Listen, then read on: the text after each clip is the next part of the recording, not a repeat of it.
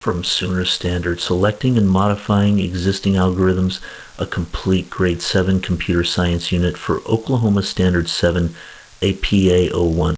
Students learn to select and modify an existing algorithm in natural language or pseudocode to solve complex problems.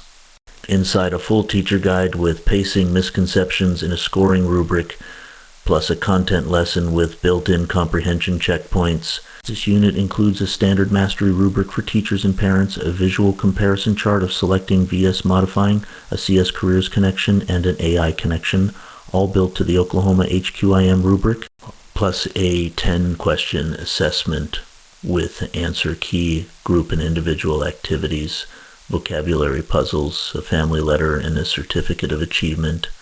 That's 3 to 4 Daltons as of no prep, HQIM aligned instruction across 34 ready to print pages.